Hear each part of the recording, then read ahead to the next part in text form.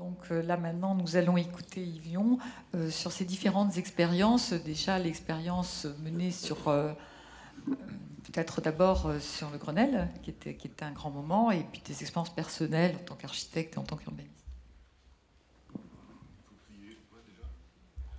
Régie, s'il vous plaît. Régie. Voilà, j'ai rajouté un point d'interrogation à Grenelle de l'environnement. Je peux vous dire que j'y ai passé un moment exaltant, extraordinaire, démocratique, fabuleux, intelligent, tout. Simplement, l'Assemblée nationale n'a pas eu le même élan. Donc voilà, aujourd'hui, j'étais content d'y être, tout va bien. Je crois que ça a pu servir à pas mal de choses. C'est bien sûr pas suffisant. À la fin du Grenelle de l'environnement, comme je suis architecte, je dépends du ministère de la Culture. Je suis prof, donc je dépends vraiment du ministère de la Culture. Et je me suis précipité du côté de la direction de l'architecture de notre pays pour expliquer qu'il s'était passé quelque chose d'intéressant qui s'appelait le Grenelle de l'environnement et que ça pouvait concerner notre profession. Et j'ai évoqué le fait que lors du Grenelle, un jour, dans une assemblée un moment très dur, très difficile, les interlocuteurs se sont retournés vers moi en disant ah ben maintenant, les gens qui vont organiser tout ça, ce sont les architectes, ce sont les urbanistes, ce sont les aménageurs.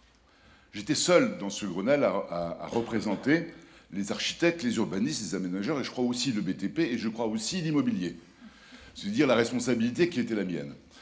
Donc j'ai bien sûr compris qu'on nous appelait pour essayer d'essayer de gérer au fond ces domaines complémentaires les uns vis-à-vis des autres, bien que n'y connaissant rien, bien entendu, mais au fond les architectes sont des gens qui ne connaissent pas grand-chose sur des éléments techniques, mais qui en manipulent tout le temps, et ça fait partie du côté superficiel et à la fois totalement exaltant de notre métier. Donc je me suis heurté à un mur parce que le ministère à qui je proposais simplement d'essayer de consacrer dans chaque école d'architecture de France 3 mois à la formation de l'ensemble de l'école. C'est pas si compliqué d'accéder à ces petites connaissances qui sont nécessaires pour faire la synthèse de notre métier. J'ai pas vu sur l'ambition que vous avez développée tout à l'heure. C'était simplement comment les architectes peuvent continuer à essayer de rendre service à la société. Le ministère de la Culture a trouvé que a craint tout ça et a pensé que on allait finalement interdire le PVC dans les rénovations des bâtiments historiques, enfin des choses qui n'avaient rien à voir avec le sujet. Bref, ça n'a pas marché. Par contre, au même moment, et puis quelques années plus tard, je me suis rendu compte que la Société des architectes, pour laquelle j'ai pas toujours une très grande tendresse, très franchement, c'était de mobiliser. Et on vient d'en avoir une preuve extraordinaire, mais il y en a plein d'autres, à des échelles des fois beaucoup plus modestes. Mais les architectes se sont emparés de ça. Et aujourd'hui, au fond, on ne peut pas dire que les questions environnementales dérangeraient les architectes dans leur art, si art il y a. Donc voilà un acquis tout à fait épatant d'une profession qui finalement se mobilise sur un sujet de société très, très sérieux, sans passer par l'ordre, le ministère de la Culture, etc., qui fait ça d'elle-même, spontanément. Et beaucoup sont héroïques et donc ils continuent d'être héroïques. Ce schéma voilà, ça m'a beaucoup touché et j'ai bien sûr réfléchi à toutes sortes d'actions. Je passe en vitesse sur 2-3 projets qui montrent 2-3 choses.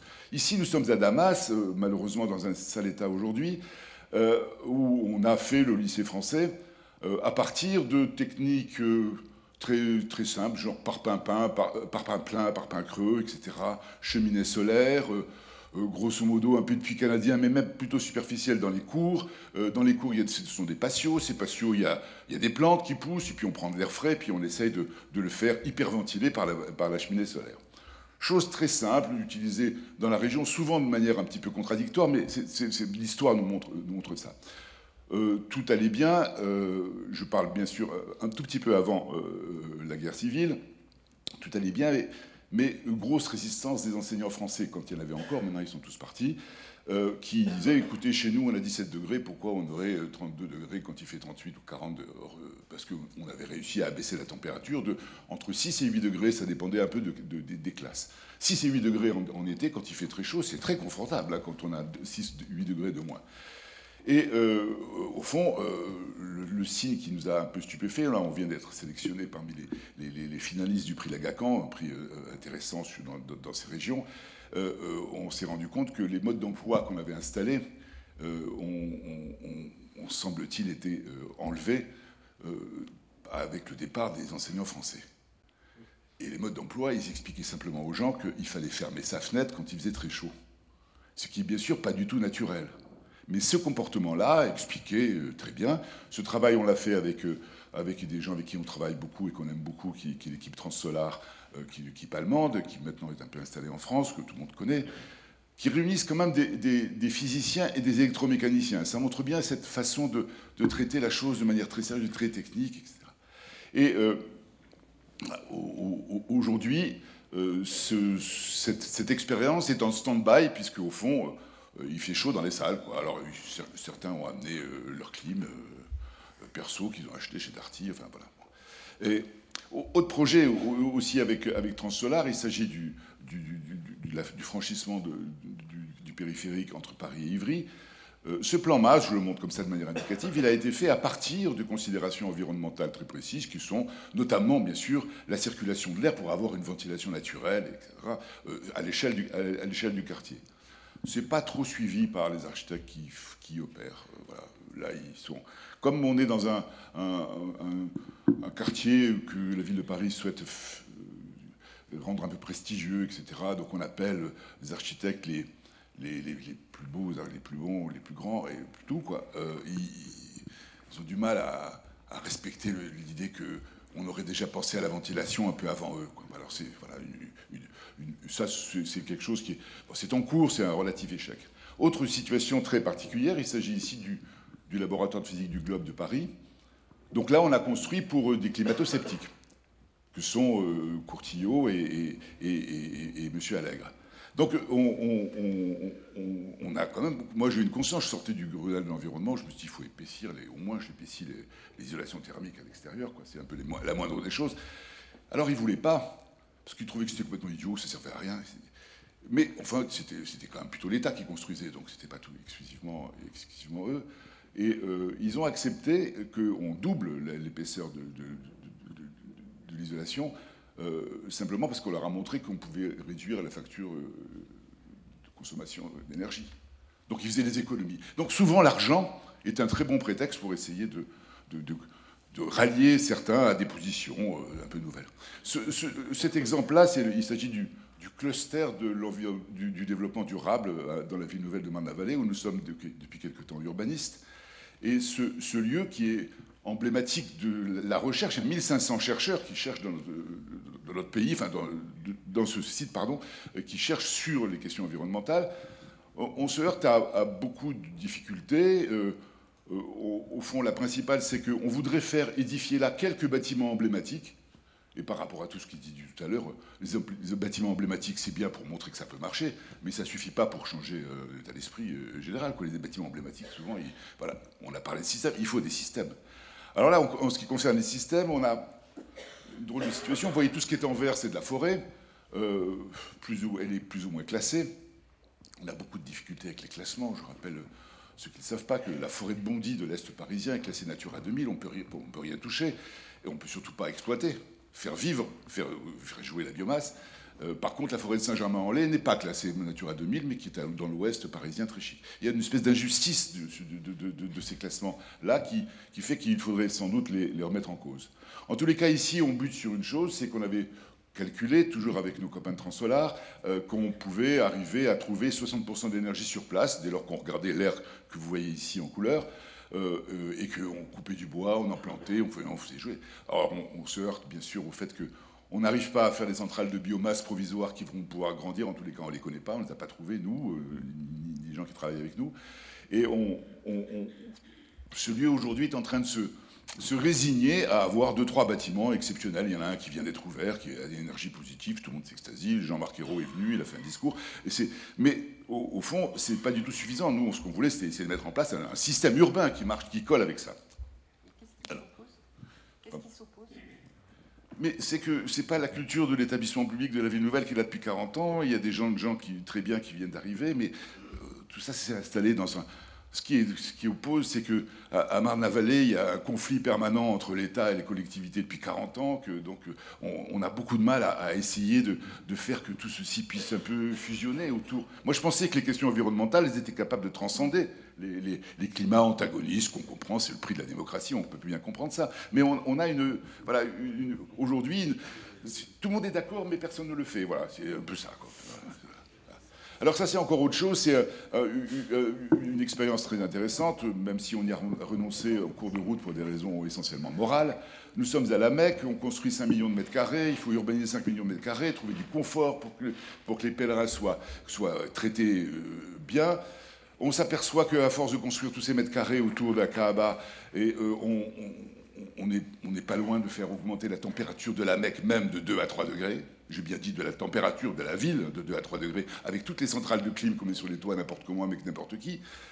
Et on propose, au fond, d'essayer de voir dans quelle mesure on ne pourrait pas un peu essayer d'atténuer, je ne parle pas de l'oublier, mais atténuer la clim. Et au fond, alors là, on voit une rue où on sait qu'on peut travailler assez facilement sur le confort en faisant un petit peu de vaporisation, en essayant d'avoir beaucoup d'ombre. Ça a été très largement démontré à Séville il y a très très longtemps lors d'une foire internationale. Donc au fond, c'est pas difficile de faire ça, mais à l'intérieur, au fond, on a retrouvé un système qui nous paraissait pouvoir être assez performant, qui était de trouver les fenêtres traditionnelles, celles qu'on trouve dans les vieilles villes d'Arabie et d'ailleurs. Donc voilà, ce dessin montre un peu des fenêtres. Et voilà, on met en cours de route, on a quitté la Mecque parce que bon, il y a beaucoup de complications. Les Indonésiens se sont révoltés à juste titre contre le scandale de tous ces mètres carrés. C'est l'endroit au monde où le mètre carré coûte le plus cher, le mètre carré d'immobilier. Enfin, nous avons passé 2 ans à travailler sur ce projet, qui est un projet considérable, mais voilà. Voilà, ce point que Ariel a évoqué tout à l'heure.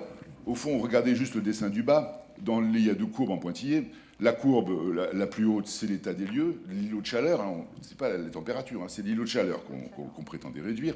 En amplifiant la forêt parisienne, de la région parisienne, grosso modo, c'est le cadre, le périmètre, c'est le cadre. Hein, c'est plus simple de faire comme ça. On a travaillé avec Météo France, Toulouse. Ils ont fait marcher les ordinateurs pendant environ 3 mois sur l'hypothèse que si on amplifiait la forêt de 30%, qu'est-ce qu'on pouvait gagner dans l'îlot de chaleur? L'îlot de chaleur étant la différence de température entre ce qui se passe au centre de Paris, où les gens, lors de la canicule 2003, sont morts beaucoup plus nombreux que dans la périphérie, et si on agissait simplement sur la forestation et éventuellement un peu sur l'albédo de certains matériaux routiers, etc. Et donc on est arrivé à montrer qu'on pouvait faire on pouvait grosso modo trouver 2-3 degrés, plutôt 3 degrés.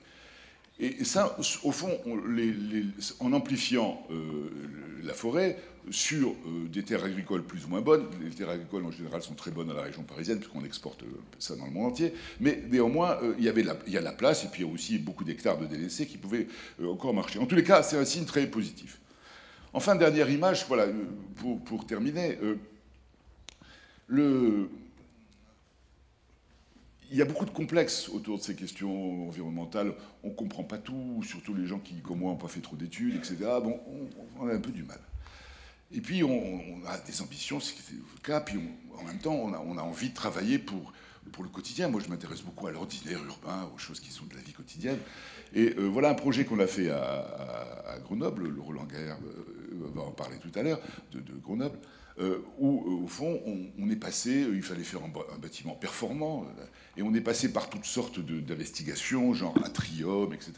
Et puis à la fin, on a fait un bâtiment qui n'a rien de particulier de ce point de vue-là. Il a simplement l'épaisseur qui convient, les apports solaires qui conviennent, etc.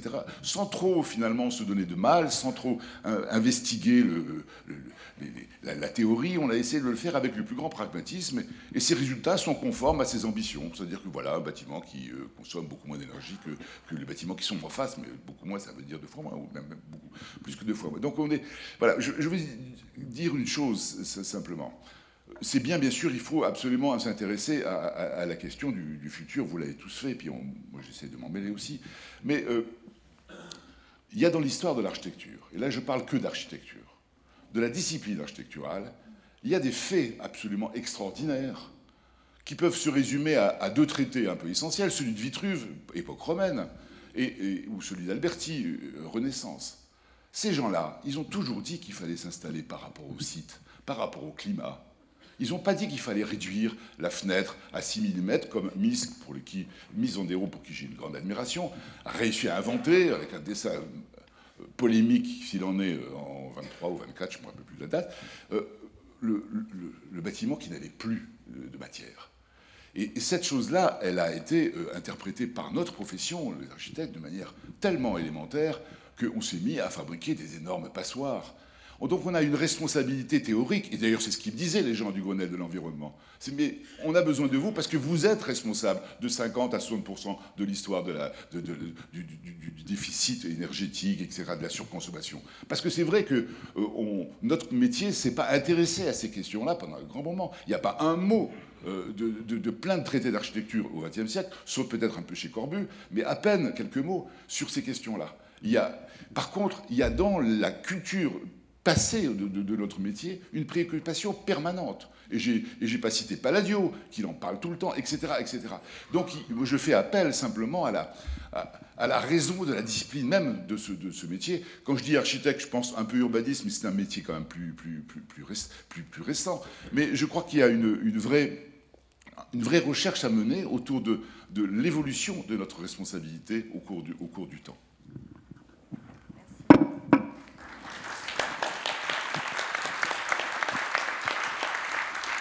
Merci Yves. On reviendra dans le temps du débat qu'on prendra avec la salle, aussi sur des questions que tu as évoquées. Au fond, vertu versus usage, parce que la vertu peut tuer les usages aussi, peut fabriquer des bâtiments sans fenêtres, sans balcon, etc., etc.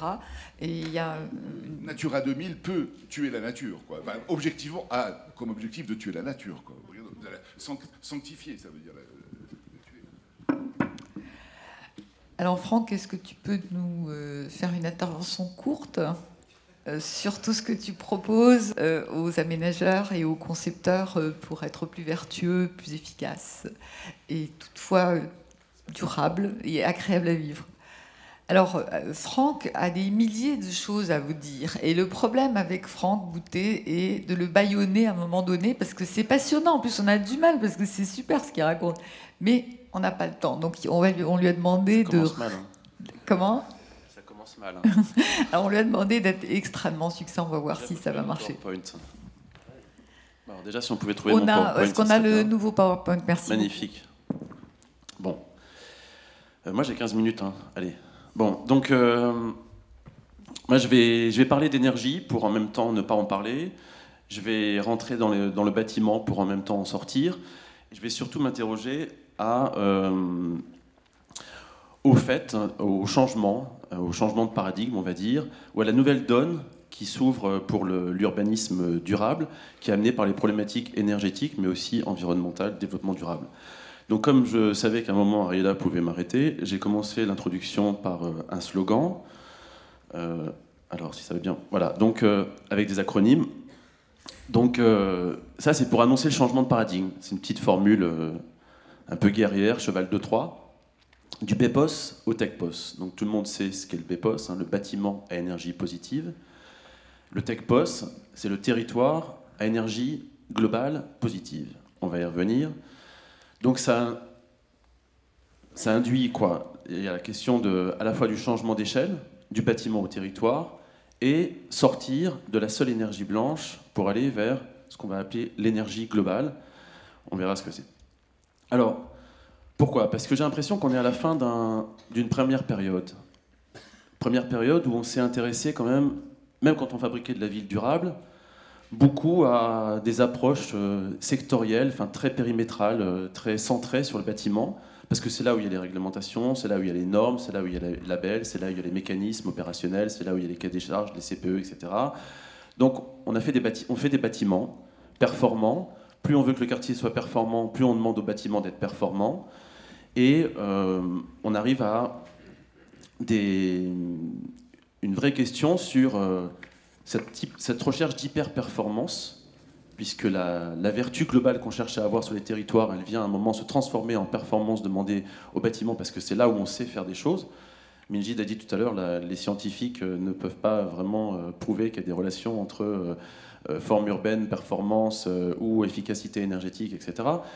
Mais en même temps, ce manque, cette peur même d'aborder la grande échelle ou ce manque de connaissances fait qu'on a quand même beaucoup focalisé sur les bâtiments et je pense qu'on ne va pas résoudre grand-chose non plus en restant cantonné à l'échelle des bâtiments. Et en même temps, du coup, on s'intéresse beaucoup, et presque exclusivement dans cette première période dont on peut espérer qu'elle s'achève, à une seule forme d'énergie qui est l'énergie blanche, celle qu'on consomme dans les bâtiments, le chauffage, l'eau chaude, l'électricité spécifique. Mais évidemment, il y a d'autres formes d'énergie, et c'est un peu ce à quoi appelle cette idée du territoire énergie globale positive.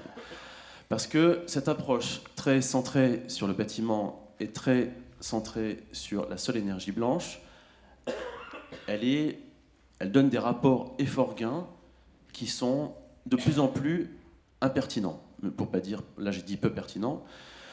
Pourquoi ? Parce que ça, c'est une courbe classique d'effort-gain, c'est une courbe classique aussi d'isolation. L'effort, ça peut être un effort d'isolation, ça peut être un effort financier, ça peut être un effort de matière, un effort d'énergie grise. Et le gain, c'est par exemple une réduction de consommation d'énergie. On sait que, du coup, si on part d'un bâtiment qui n'est pas isolé, on part d'ici, je fais un effort d'une valeur 1, exemple 10 cm d'isolant, je fais tout de suite un gain très important. Je passe d'une consommation, par exemple pour le parc existant, de 150 kWh, je peux passer assez facilement à 100. Comment ? Oui, mais si je pointe là, ça ne se voit pas trop. Hein. Et donc, tu vois, je suis obligé de faire ça comme ça. Et on fait, sur ce premier effort de 1, on rajoute un effort de 1. Donc c'est ce qui est marqué 2 là. On sait tous que le gain résultant devient beaucoup moins important. On fait le même effort, donc on rajoute 1, on arrive à un effort cumulé de 3, on fait un gain qui devient totalement insignifiant. Donc ça, c'est cette petite courbe pour dire stop, quelque part même halte à cette recherche d'hyper-performance, envisagée de façon absolue. On voit bien aujourd'hui, on fabrique l'ambition environnementale en prenant les réglementations, en disant toute nouvelle réglementation qui n'est même pas encore validée, exemple typique, la RT 2012, c'est déjà has-been, c'est déjà du passé, il faut aller au-delà, donc il faut gagner RT 2012, moins 20%, moins 30%, moins 40%. Donc on fabrique le bien ou l'idée de vertu avec la réglementation comme socle, avec l'idée qu'il suffit de pousser les curseurs de la réglementation pour faire mieux. Sans se poser la question de, finalement, est-ce que déjà le niveau réglementaire, c'est pas si mal ? Est-ce que c'est pas plutôt chercher du lien entre différentes réglementations, etc., qui permettrait de faire un peu plus de sens ? Donc nous, on dit, il faut changer de paradigme. Au lieu de viser sans arrêt des absolus qu'on va pas atteindre, donc qui en plus génèrent de la frustration, en disant, bah ouais, j'aurais bien aimé que mon quartier soit énergie positive, mais j'ai pas vraiment réussi. J'ai réussi à faire un bâtiment énergie positive, le reste je l'ai fait plus ou moins passif, en sachant pas trop ce que ça veut dire, et le reste c'est BBC pour l'instant, mais demain je ferai mieux. C'est de se dire, finalement, il faut regarder dans ce rapport effort-gain, c'est-à-dire quel effort on fait, parce que l'effort, c'est de l'énergie. Quand j'ai dit tout à l'heure, c'est un épaisseur d'isolant, évidemment, l'isolant, c'est de l'énergie. C'est de l'énergie grise, c'est des matériaux qu'on va mettre en place, c'est des matériels qu'on va mettre en place, c'est de l'énergie. Donc on a consommé de l'énergie pour économiser l'énergie. Mettons les deux en rapport pour se poser la question de, finalement, n'y a-t-il pas un juste équilibre ? Et ne pourrait-on pas reposer la question, plutôt que de viser sans arrêt des absolus qu'on n'arrive pas à atteindre et qui génèrent de la frustration, on pourrait se dire, finalement, la juste valeur de performance à atteindre, c'est celle au-delà de laquelle l'effort supplémentaire à faire ne se justifie pas par rapport au gain qu'il apporte. Bon, ça fait changer de paradigme. Et ça oblige donc dans cette idée à la fois on va mettre ça tout de suite, de passer du bâtiment à un ensemble de bâtiments ou à la ville, de sortir de l'énergie blanche pour aller chercher d'autres formes d'énergie ou d'aller chercher des collatéralités. Moi aussi je dis externalité, j'aime assez, mais c'est l'idée des externalités positives. On se dit, changeons de braquet. Plutôt que de chercher dans l'idéal du bâtiment durable, regardez donc au travers de ce bâtiment hyper performant, tautologiquement performantiel d'ailleurs, autarcique, ou je ne sais pas quoi, allons chercher plutôt la façon de pouvoir partager cette hyperpuissance, cette hyper-performance, pour faire que toute opération neuve, qui à un moment est quand même une concentration phénoménale de moyens intellectuels, financiers, en termes de matière, etc., soit l'occasion d'améliorer le territoire à plus ou moins grande échelle dans lequel on va s'installer. C'est vrai pour un bâtiment, c'est vrai pour un quartier, etc.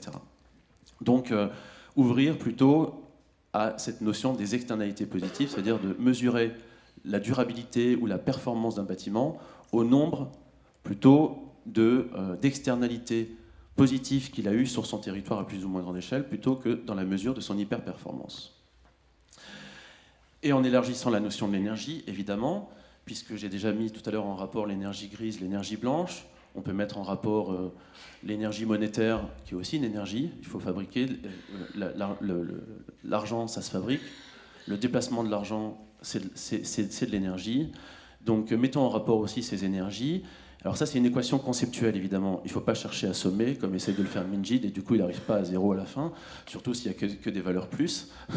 Donc, c'est une équation conceptuelle qui dit il faut sortir de son périmètre, c'est plutôt une histoire de posture, et sortir des approches sectorielles pour arriver à trouver du sens dans une ville, on va dire, des équilibres, des échanges, des partages, des synergies, des mutualisations, oui, sauf la mutualisation, pour moi, elle n'est pas que technique, ce n'est pas des tuyaux qui relient des bâtiments, c'est déjà, par exemple, une terrasse partagée entre deux programmes, c'est mettre les programmes au bon endroit, cette couche programmatique, cette couche bioclimatique, elle n'est pas si présente dans les projets urbains.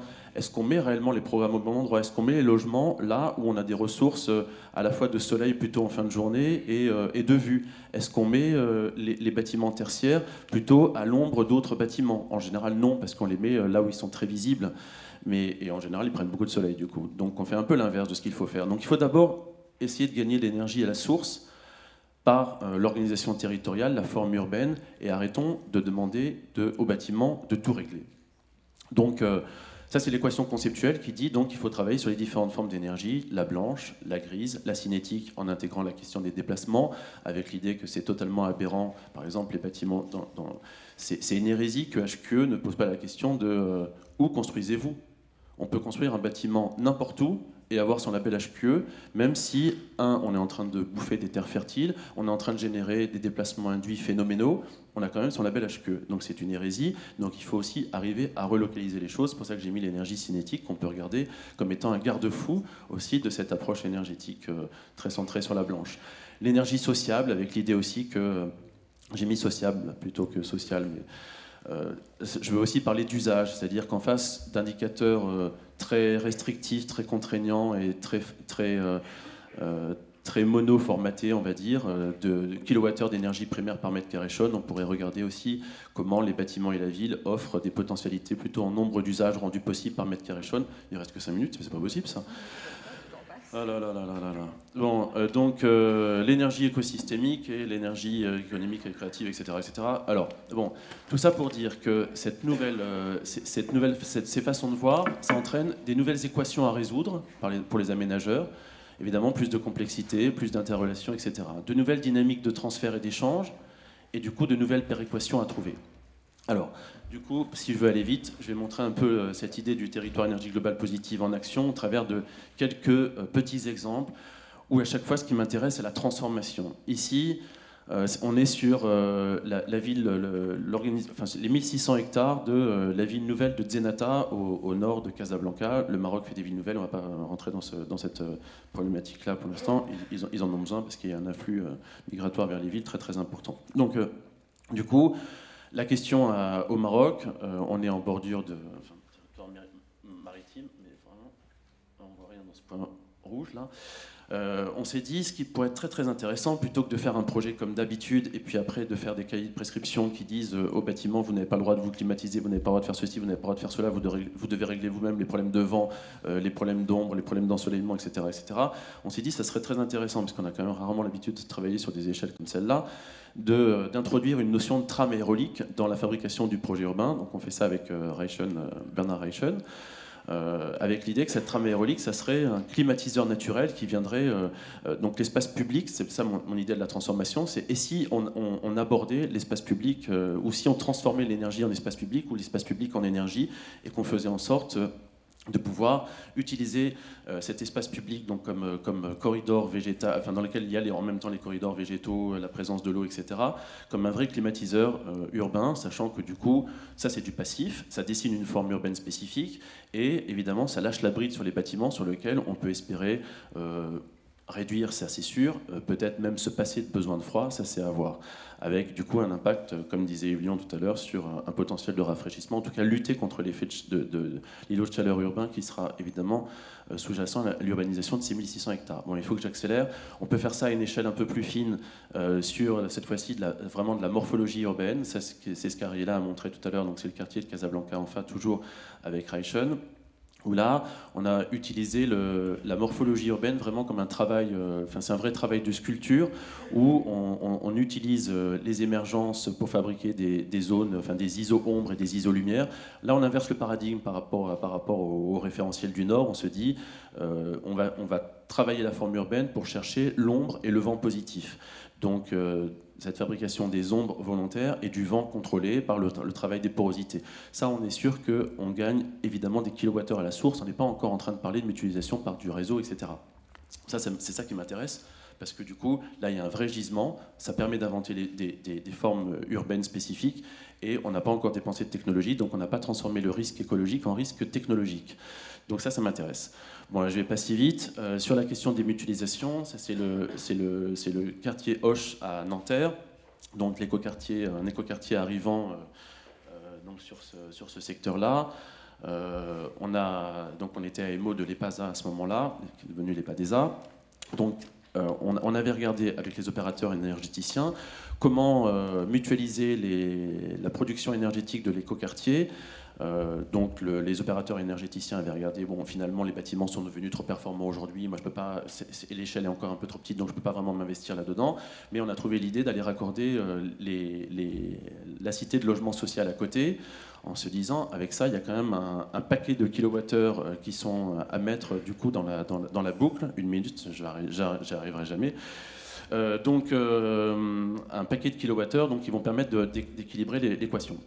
Donc on a réussi à défendre cette idée-là. On construit une chaudière bois donc, qui alimente le quartier, l'écoquartier, et qui en même temps, surtout, améliore considérablement la consommation d'énergie et la part ENR de la cité de logement social à côté. Je ne peux pas trop rentrer dans le détail, mais ça a été très compliqué par le label BBC quand même, parce que le label BBC dit que si le moyen de production énergétique est à l'extérieur, donc là c'était du bois, on n'a pas le droit de tenir compte du coefficient énergie finale, énergie primaire qui nous avantageait, etc. Donc juste comme ça pour dire que si on était dans une approche purement bâtimentaire, certes, on pouvait consommer moins sur les bâtiments. Là, on demande aux bâtiments de l'écoquartier de consommer plus. Donc, c'est peut-être hérétique de la part d'un environnementaliste, mais on demande finalement aux bâtiments neufs de consommer plus, un peu plus, parce que en termes d'impact sur la facture, c'est très peu, mais parce que ça permet l'installation de cette production centralisée et donc l'externalité positive sur la cité de logement social à côté. Le gain en carbone, regardez globalement entre l'écoquartier et la cité de logement, il est phénoménal puisqu'on est 5 fois meilleur que dans une approche purement bâtimentaire. Il a fallu lutter, il a fallu déroger, etc. Et l'EPADESA a réussi à le faire et je suis très content.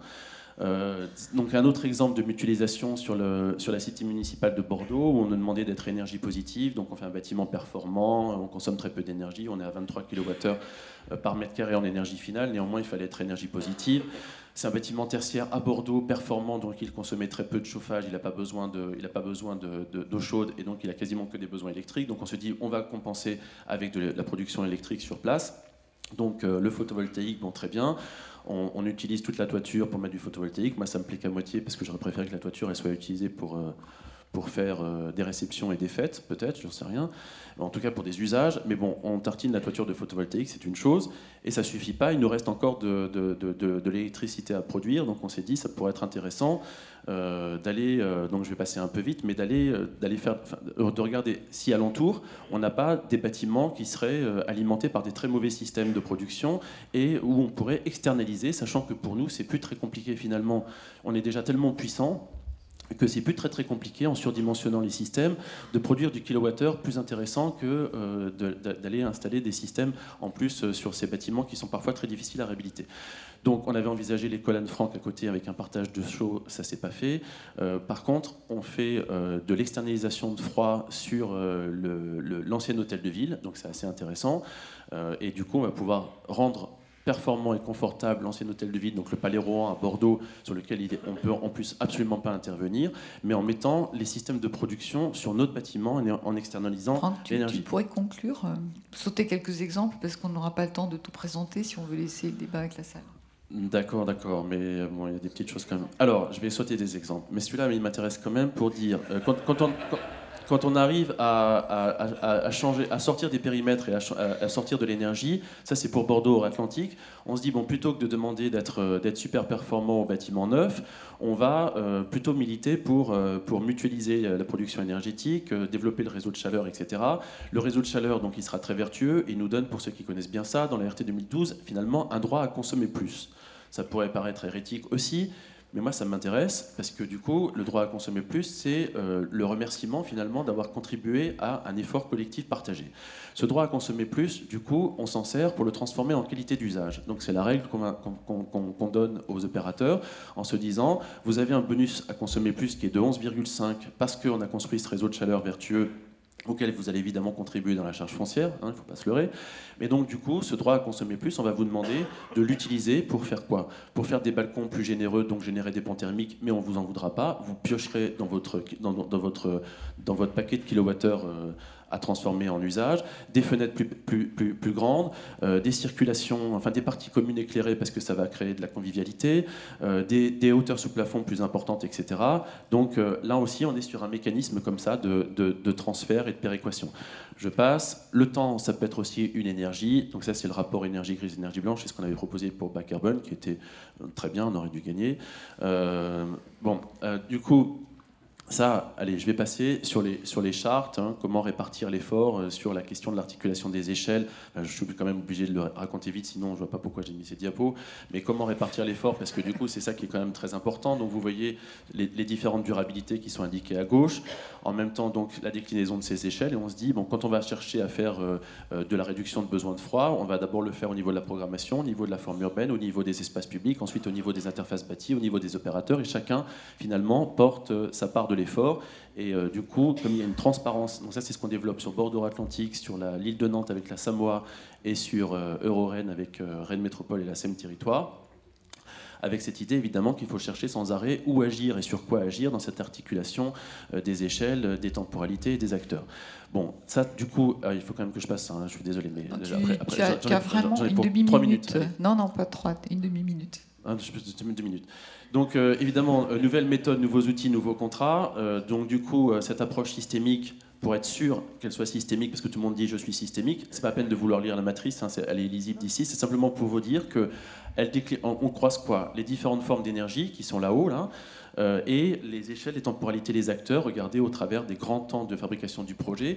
Et ce qui va nous intéresser, c'est plutôt que d'être dans la réponse tautologique, sectorielle, additionnelle, etc., d'aller chercher des axes de projet qui vont obligatoirement à la fois croiser les énergies ou concerner différentes énergies simultanément et différentes temporalités, et concerner différents acteurs pour arriver à fabriquer ce qui nous intéresse réellement, c'est-à-dire de l'urbanisme intégré sur la base de stratégies basées sur la transversalité, l'équilibre, etc., etc., et les échanges. Donc voilà, vous voyez un peu cette approche matricielle qui sont des déclinaisons plutôt d'approche systémique. Donc on n'est pas dans les modèles, on est plutôt dans le non-modèle, regardez au travers de l'obligation de ne pas tourner en rond, l'obligation de sortir des frontières, y compris mentales et conceptuelles. Un autre outil très important. Franck, il faut impérativement que je donne la parole à la salle. Mais je vais passer ça très vite pour dire. Du coup, évidemment, à un moment, il faut un moteur pour ces transferts et ces échanges. Il faut les mécanismes de péréquation.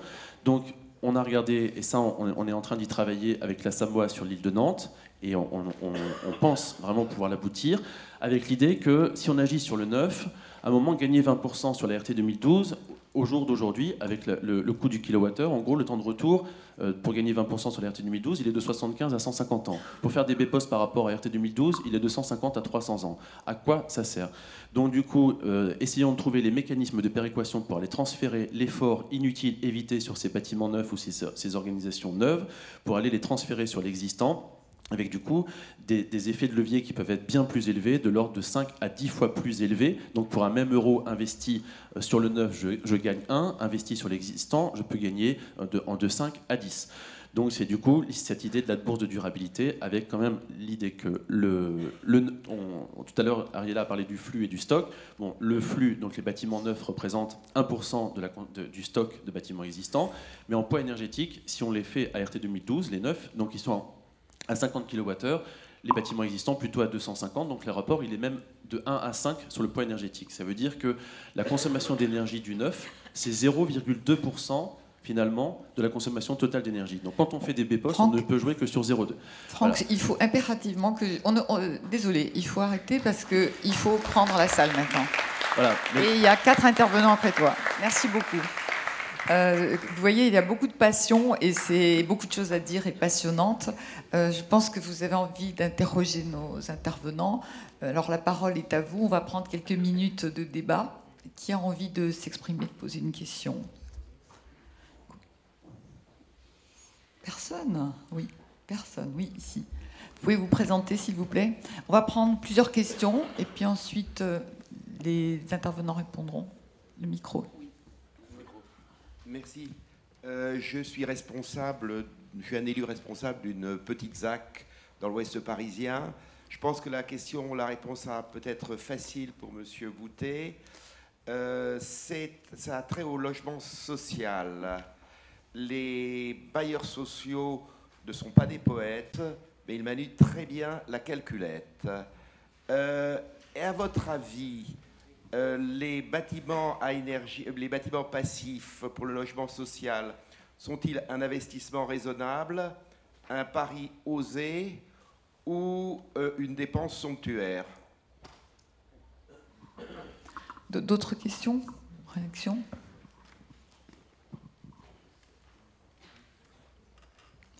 Pendant que oui, ici. Ici, s'il vous plaît. Ce serait bien que vous ayez le micro. Ici, j'ai un micro. Ah, je ne vois pas. Là, je suis... Oui, ici. d'accord. Bonjour, Christelle Leproust, service environnement énergie de Rennes Métropole. Dans l'intervention de M. Boutet, comme dans celle ce matin de M. Maïzia, vous évoquiez l'échelle du quartier, d'une part, et d'autre part l'échelle de l'existant, enfin l'importance de l'existant. Vous aviez notamment un slide qui était très joli en couleur, M. Maïzia, où on voyait qu'au lieu de construire un bâtiment, il fallait travailler globalement et retrouver donc du gain énergétique et on va dire peut-être à un moment compenser ce qu'on construit par le gain sur le reste des bâtiments existants. Donc tout ça, on est d'accord. Est-ce que vous avez connaissance d'expériences, d'opérations dans lesquelles on aurait eu, on va dire au-delà, couplé à une opération d'aménagement, une opération de rénovation de l'habitat sur un quartier qui permette d'arriver peut-être à cet équilibre qu'on pourrait chercher théoriquement, de compenser donc par de la rénovation les nouveaux besoins. Donc est-ce que quelque part, quelqu'un a mené ce genre d'opération de renouvellement au-delà du parc social, puisque Rennes le fait sur ces opérations. Les bailleurs participent dans l'ensemble des opérations d'aménagement à rénover leur parc, mais ça ne suffit pas. Il y a un énorme parc privé. Donc est-ce que vous connaissez des couplages, on va dire, de ZAC et OPA, pour en gros résumer, qui auraient pu être réalisés et qui arriveraient à finalement cet équilibre qu'on cherche? On va prendre la troisième question avant que vous réagissiez. Oui, vous êtes? Oui, bonjour, je suis Paul Mercier, Rallye. J'aurais une question pour M. Boutet. Est-ce que vous avez regardé ce qui s'est passé en Angleterre, où ils ont une sorte d'investisseurs sur l'économie d'énergie, avec pas mal d'aléas? Et face à votre démonstration assez probante, c'est que c'est pas la peine de vouloir économiser des bouts de chandelle alors qu'il y a des gisements beaucoup plus importants à côté. Mais qui faut-il convaincre, ou qui peut être le déclencheur d'un changement de raisonnement, c'est-à-dire, si je prends une image, pas par le petit bout de la lorgnette, mais par le bon côté. Qui peut être le déclencheur de cette nouvelle façon de réfléchir? Ça, c'est une question qui va relever plutôt de la troisième table ronde, mais peut-être quelqu'un voudra y répondre tout de suite. Encore une ou deux questions, oui.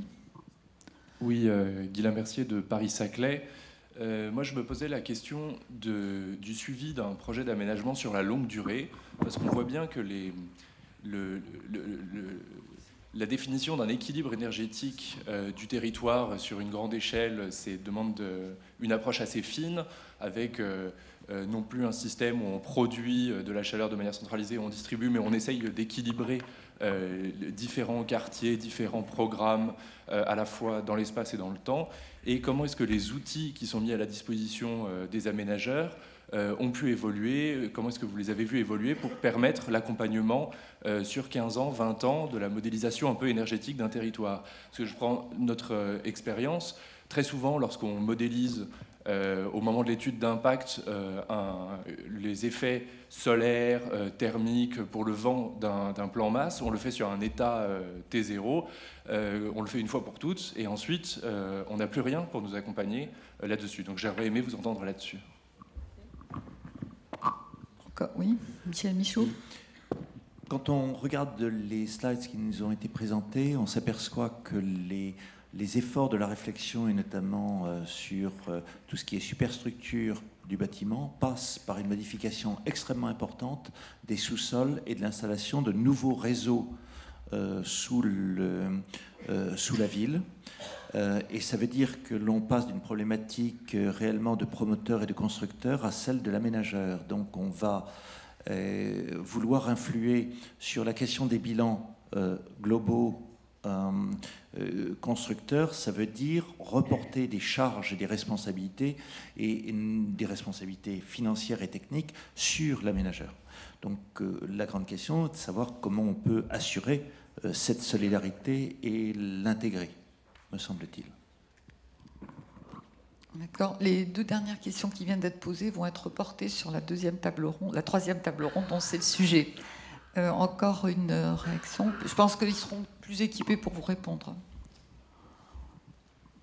Y a-t-il encore une demande de prise de parole ?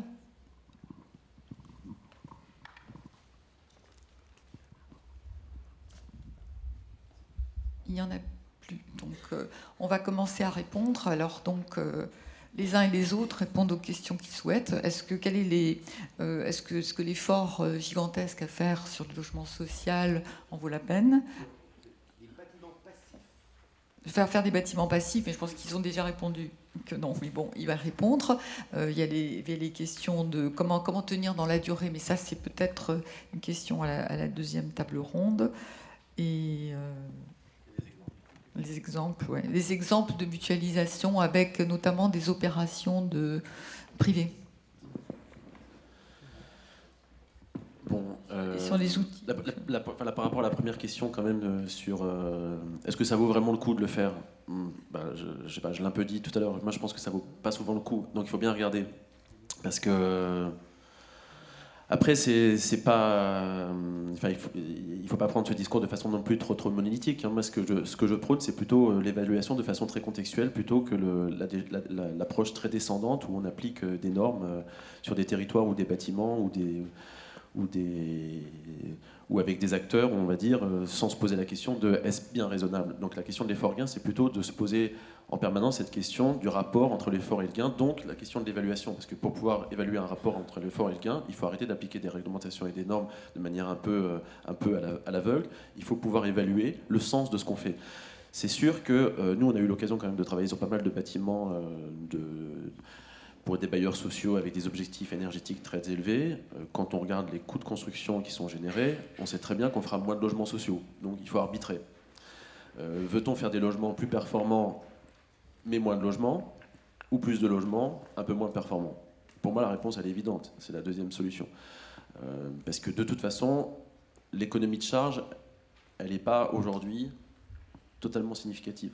Autant elle est significative quand on intervient sur des parcs anciens, où on loge des gens dans des bâtiments qui sont de véritables passoires thermiques. Donc là, de passer de 250 kWh à 100, l'écart est significatif. C'est ce qui se passe par exemple sur le quartier Hoche avec les bâtiments de la cité de logement social alentour.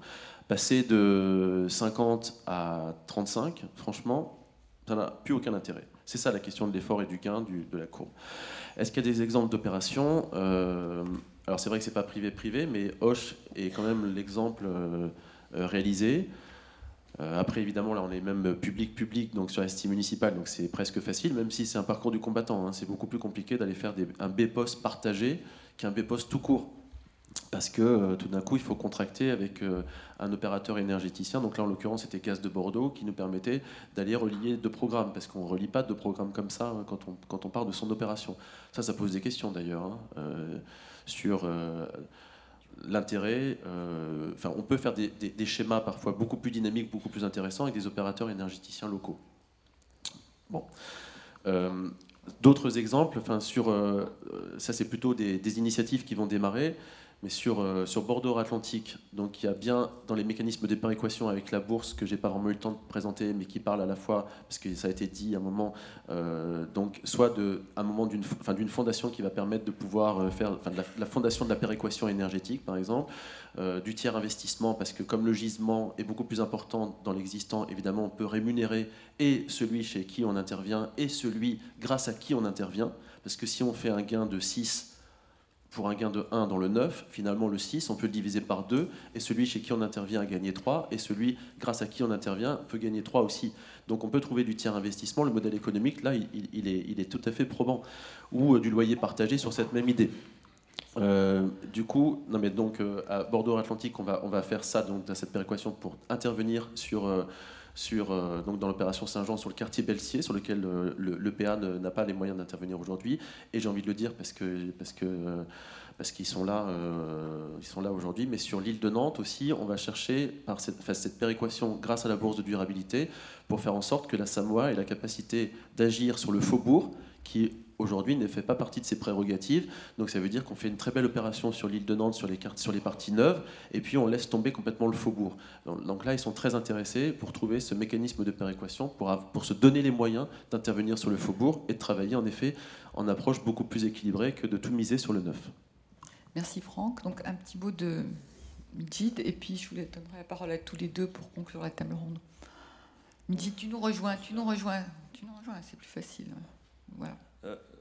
Pour répondre aux questions, surtout sur la dynamique en fait, moi je pense que c'est le bas blesse dans toutes nos études, que ce soit dans la science ou même dans l'ingénierie, parce que je fais beaucoup de consulting en fait dans la réalité.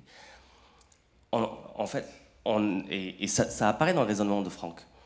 On est souvent dans des raisonnements statiques. On a à un moment donné T0, on regarde des opérations, on fait des plans masse, on fait des choses comme ça, des effets de mutualisation à T0. Moi, je ne suis pas du tout d'accord. Alors, on a passé 1 an à se disputer avec Franck. Hein. En plus, il prenait la parole tout le temps, alors c'était un peu... les effets de compensation, dégrader un bâtiment parce que je peux compenser par ailleurs, oui, c'est rationnel à T0. Si le réseau de chaleur se prolonge dans le temps, ben, cette rationalité est déconstruite dès l'instant où il y a eu une dynamique qui s'est installée. C'est valable pour les plans de masse, c'est valable pour la mutualisation, etc. Et aujourd'hui, pour être très honnête, il n'y a personne que je connaisse qui fasse des analyses de modélisation sur les consommations énergétiques en incluant les modifications du tissu urbain dans le temps. Alors nous, on essaie de faire ça avec Alexandre, par exemple. On essaie de voir comment un réseau évolue dans le temps et modifie les rationalités. Par exemple, si un réseau de chaleur grandit, eh ben, ça modifie la rationalité ou les arbitrages que j'aurais pu faire à T0. Et donc, du coup, on cherche à trouver des solutions qui intègrent le T0 tout en regardant ce qui va se passer plus tard. Et moi, j'ai une chose très simple. Je dis, il ne faut jamais tuer les gisements à T0. C'est ça qu'il faut, la chose sur laquelle j'insiste le plus, c'est que si on considère que des effets de compensation peuvent avoir lieu, je vais dire, bon, je ne vais pas faire du BPOS ici parce que finalement, j'ai réussi à mutualiser aujourd'hui. Ben oui, mais ça veut dire que demain, lorsque le réseau va s'étendre, eh ben, j'aurais tué mon opportunité de faire un BPOS, en fait. Et donc, du coup, il faut faire attention à ça. Ensuite, sur l'hyper-rationalité économique que l'on peut avoir aussi à T0, je trouve qu'il y a quelque chose, une interrogation qu'on devrait avoir, c'est si on prenait la rationalité actuelle sur l'économie, alors est-ce que ça vaut le coup, pas le coup de faire des opérations? Je suis quasiment sûr qu'on n'aurait jamais investi sur les grands réseaux d'infrastructures de transport énergie, etc. dans les années 60. Moi, je prends les acteurs avec la rationalité qu'ils ont aujourd'hui ici, je les mets dans les années 60, et je dis, allez, qu'est-ce qu'on fait? Eh bien, on n'aurait rien fait. Donc, je pense qu'il ne faut pas exagérer le poids de notre rationalité économique aujourd'hui ou exagérer le poids de nos bilans. Alors, je suis d'accord avec Franck de ce point de vue-là. Il ne faut pas exagérer les choses sur ce qu'on constate aujourd'hui. Il faut regarder au moins 20, 30 ans. C'est au moins la durée de vie d'un bâtiment, normalement. 30 ans, en plus, c'est light comme durée de vie. Il faut penser le temps comme une énergie, donc il faut penser plutôt l'évolutivité et la capacité de upgrader les bâtiments. Il ne faut pas dire qu'on tue le gisement en lâchant la bride aujourd'hui, c'est pas vrai. Bon, chers amis, nous avons 30 minutes de retard. Nous allons essayer de clore cette table ronde. Donc je laisse quelques minutes à chacun d'entre vous pour à la fois répondre aux questions et apporter un mot de conclusion de ce débat. Oui, il y avait une question sur les outils. Effectivement, je pense qu'il y a un petit manque sur les outils aujourd'hui. Donc nous, on a réfléchi à ça et on est en train de développer des outils paramétriques, donc avec des logiciels spéciaux, pour essayer de rendre ergonomique le travail sur l'existant, l'évolution de l'existant, la prise en compte des flux, l'ensoleillement, etc. C'est-à-dire, c'est des outils qui permettent en live de travailler l'urbanisme et les formes urbaines en prenant en compte les courants d'air, par exemple, qui permettent de ventiler gratuitement. Voilà. Donc, c'est une recherche un peu au long cours, mais je pense qu'il y a quelque chose à faire là-dessus. Non, moi je voulais simplement dire que la question environnementale, énergétique est abordée aujourd'hui. Elle vient nourrir très largement l'éthique, par exemple, du métier d'architecte, qui se débat beaucoup depuis toujours entre l'éthique et l'esthétique, quoi. Et au fond, on avait besoin de quelque chose pour que ces métiers se régénèrent, quoi. Parce qu'on les sentait quand même complètement à bout de souffle, quoi. Et il y a là maintenant une opportunité d'agir, alors avec à peu près tous les moyens, me semble-t-il, et en même temps de considérer qu'on peut être utile, quoi. Voilà. Et être utile pour des gens qui font de l'aménagement, d'urbanisme, de l'architecture ou tout autre métier, c'est quand même absolument nécessaire d'être utile, quoi. Merci beaucoup, merci à vous tous. Et nous allons clore cette table ronde. Je crois qu'on peut remercier les intervenants.